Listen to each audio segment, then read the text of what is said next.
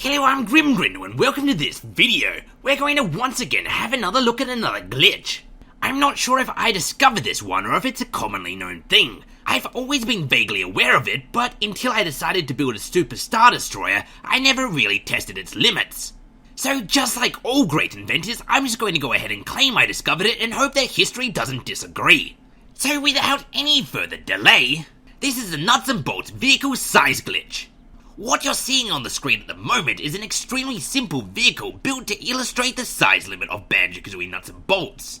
It is exactly 19 blocks long, which means it is, just like many of our beloved vehicles, the longest possible length the game will allow you to make within Mumbo's motors.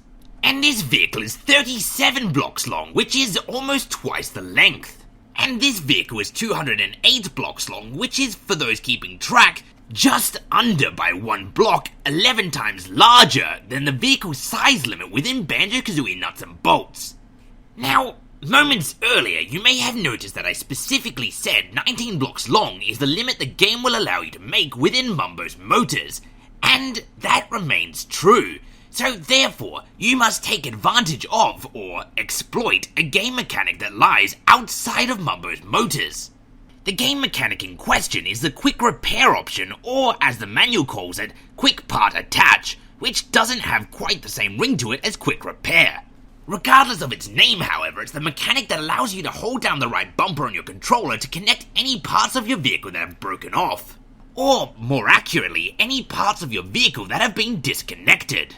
This particular game mechanic combined with a second one is what allows you to make vehicles so very large. This second mechanic is the option in which you can hold B to modify a vehicle within a game world.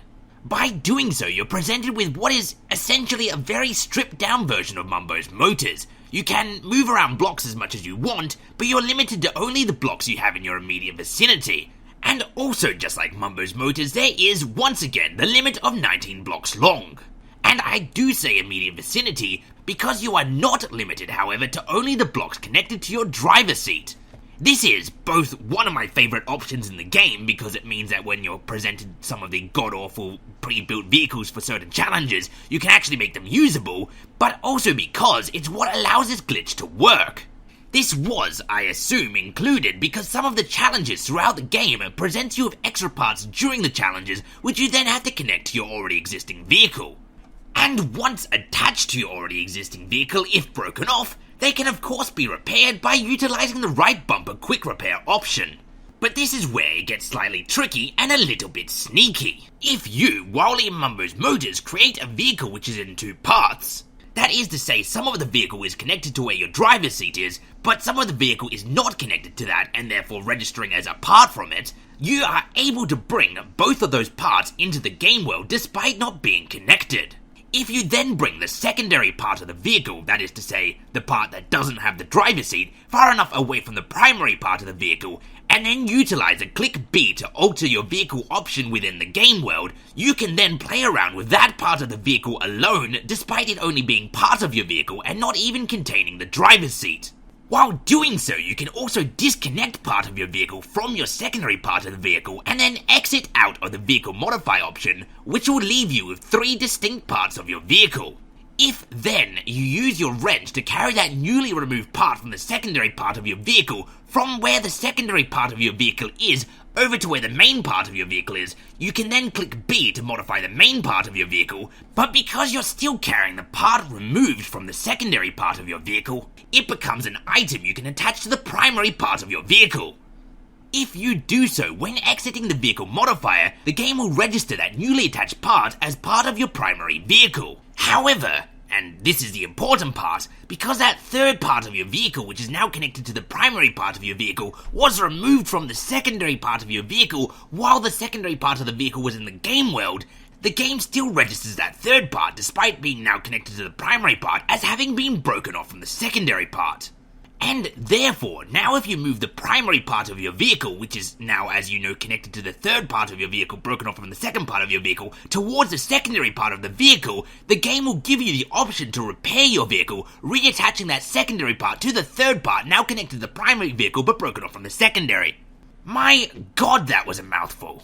Essentially what this means is if you do it correctly, you can jigsaw your vehicle together to make a vehicle larger than it was ever supposed to be. Because the game seems to think it can only repair parts of a vehicle which was built within the game, it doesn't bother to check for size limits, and therefore it can repair a vehicle of any size. And that's the Banjo-Kazooie nuts and bolts vehicle size glitch. But before I sign off, some of you might be wondering why the first vehicle I showed that was larger was one block under double the size, and then later the larger vehicle I showed was one block under 11 times the size. And well, in explaining that, I can give a helpful little tip.